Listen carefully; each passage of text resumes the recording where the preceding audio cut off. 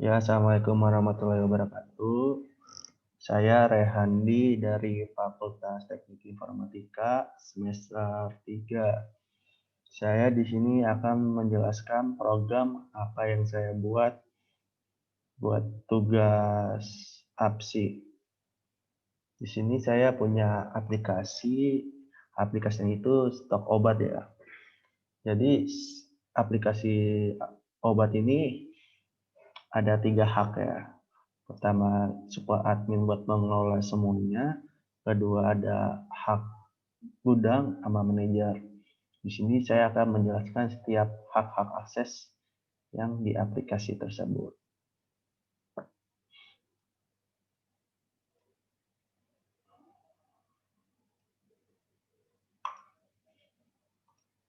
Ya, di sini saya punya aplikasi ya. Jadi aplikasi ini tidak localhost ya. Maksudnya localhost itu aplikasi ini hanya bisa diakses lewat komputer saja, tapi aplikasi ini sudah bisa diakses di luar, bisa di HP ataupun komputer. Karena ini website stok obat berbasis online ya. Di sini ada nama domain saya rehani.net dan folder tugas saya APSI. Oke, di sini saya akan login sebagai support admin. Password saya Rehandi, password saya Rehandi.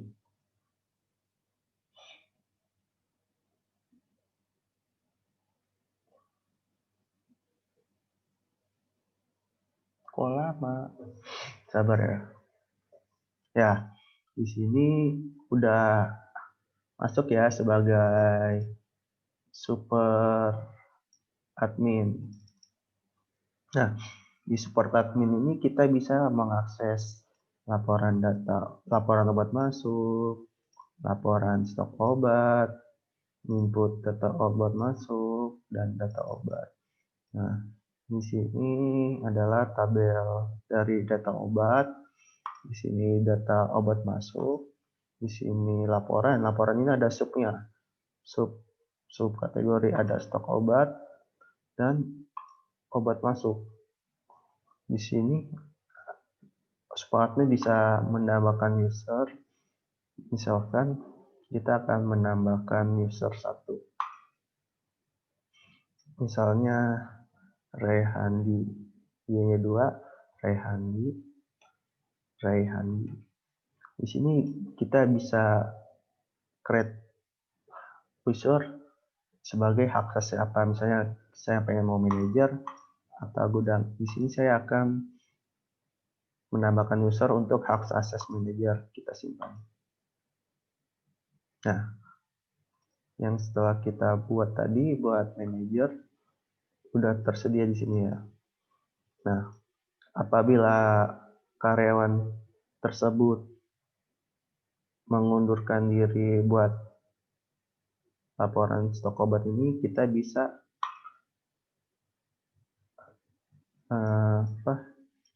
bisa memblok akses hak itu buat kagak bisa login, kita blokir hak aksesnya.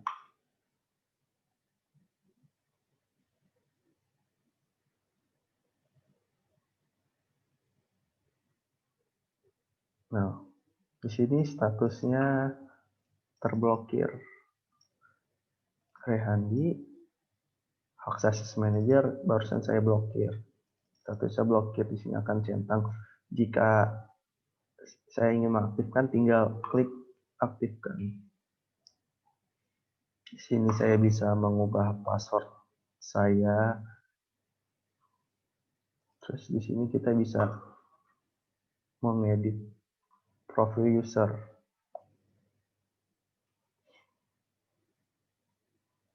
Nah, kita bisa klik ubah.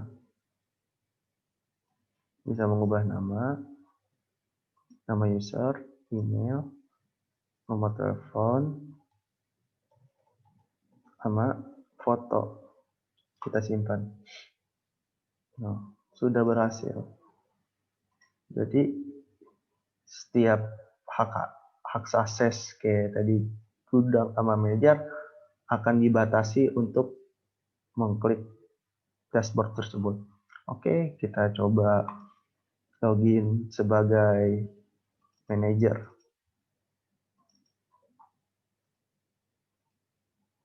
Kita logout. Kita login sebagai manajer. Nah, di sini saya login sebagai manajer ya. Nah, manajer cuma bisa mengakses laporan stok obat dan laporan obat masuk. Kenapa? Jadi si hak akses gudang akan menginput data obat dan data obat masuk. Manajer nggak bisa menginput data obat dan data obat masuk karena setiap hak akses punya keistimewaannya masing-masing di aplikasi ini. Kita coba laporan stok obat. Nah, di sini laporan stok obat akan diinput oleh si gudang. Jadi kalau ada barang masuk, nanti si admin gudang itu menginput. Dan di sini juga ada laporan data obat masuk. Jadi nanti si gudang itu nambahin stok obat dan obat masuk. Di sini kita akan mencoba mereport stok obat kita ya. Kita download. Setelah terdownload,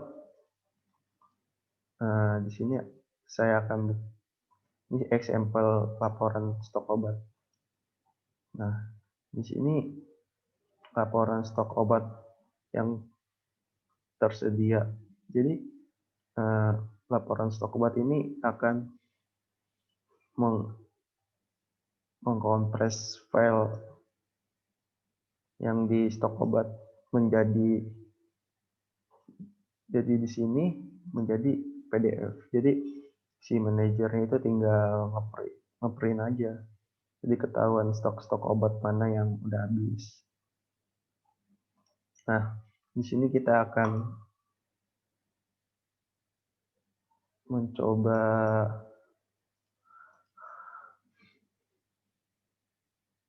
cetak laporan data obat masuk. Kita coba tanggal 19. Tanggal 19 juga cetak.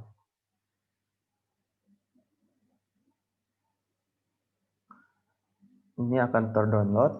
Nah, setelah terdownload hasilnya begini. Jadi si gudang menginput data obat masuk. Nah, si manajer ini tugasnya melihat tanggal berapa sampai berapa data obat itu masuk. Nah, setelah saya menjelaskan tugasnya manajer, saya akan mencoba login sebagai gudang. Kita login. Nah, di sini saya akan menjelaskan tentang gudang. Nah, di sini kita login sebagai gudang ya. Nah, gudang bisa nambahin data obat dan barang data obat yang masuk.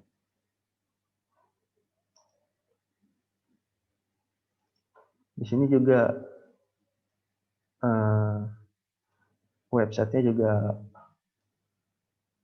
responsif ya. Jadi mau dikecilin, diubah, dia akan ke bentuk yang kita kecilin. Oke, sekian dari presentasi saya. Mohon maaf kalau ada salah-salah kata. Wassalamualaikum warahmatullahi wabarakatuh.